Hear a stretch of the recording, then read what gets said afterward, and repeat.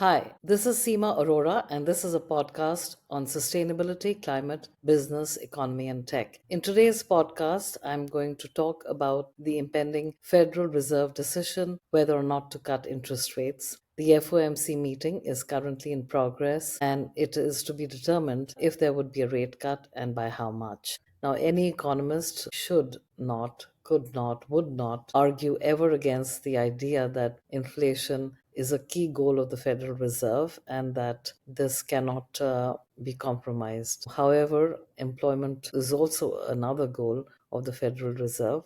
Now, a lot of the Federal Reserve governors have tried to balance out the objectives, and this, in some cases, has had the blessings of the president, and in some cases, Federal Reserve Bank chairmen have gone against the wishes of the president in charge. This debate has become even more vocal and caustic because of the current barbs that were traded between the president, or rather, the president kind of gave it to Chairman Powell on what should be done. And a lot of newspapers have reported that would the Trump nominee for the Federal Reserve, which is Stephen Meerum, would he be the one to advocate the rate cuts? Now, of course, there are a lot of political interferences as well. Stephen Meerum is a Harvard trained economist. He has a PhD under Marty Feldstein, a conservative economist. And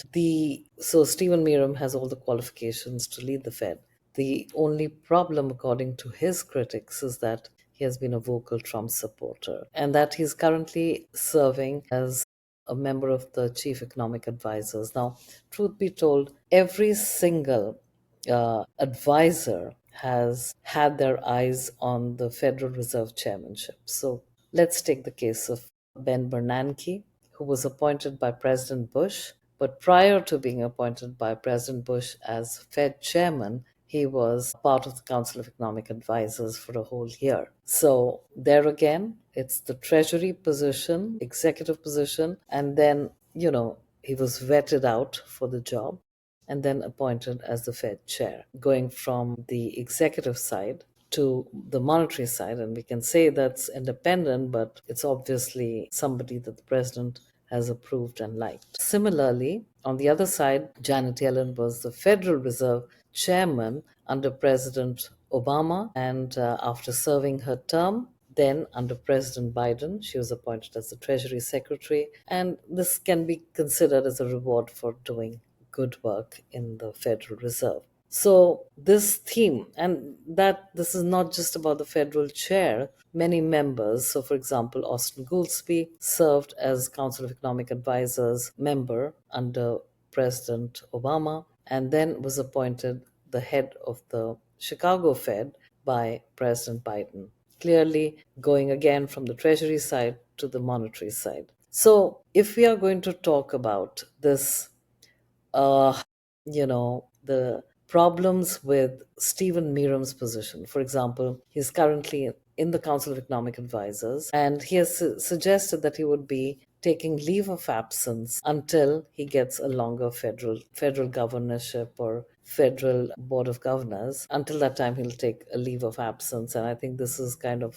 raised the ire of Democrats and all kinds of people on this side. But if we are to object to this kind of crossover, then I think there should be a bipartisan effort which says that the crossover should never happen, because clearly, if you're good and the president approves of your performance as the Treasury Secretary or as the Fed chairman, then if you want to also contend for the other post, then this is a conflict of interest, and it's not happening concurrently, but who knows what happens when people become a federal chair. So either we give everyone the benefit of their ethics that would guide them in a situation where, for example, Stephen Meerum goes from one case to the other, or we say that this is something that we should avoid altogether and that there is a fundamental conflict of interest in these crossovers happening in real time or as well as in sequential time.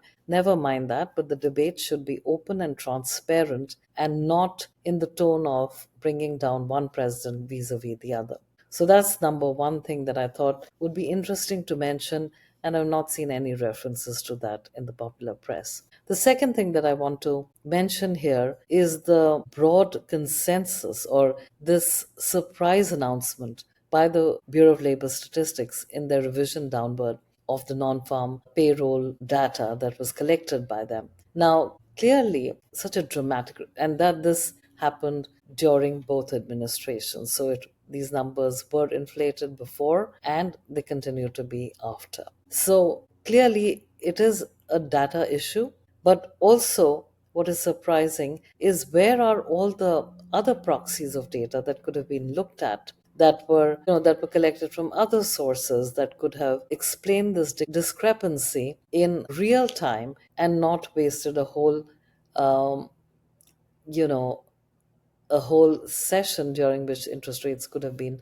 moved around. So that's very important. So clearly, the idea of proxy indicators, the idea of information that is gathered, leading indicators to these indicators, what are those? What were they indicating? And were they not sending some alarm signals to the Bureau of Labor Statistics as to this might be need to be revised sooner than later? Now, the Federal Reserve Chairman currently has said that, well, we are not going to commit to, this is just hearsay. Popular press is saying that we're not going to commit to further rate cuts and that it will be dependent on the data.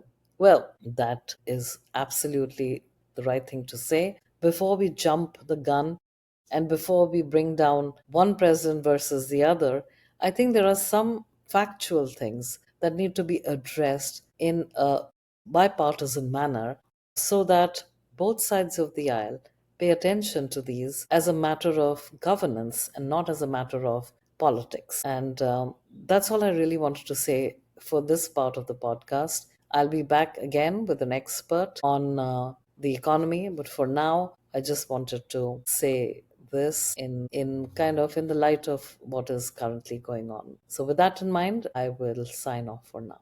Thank you.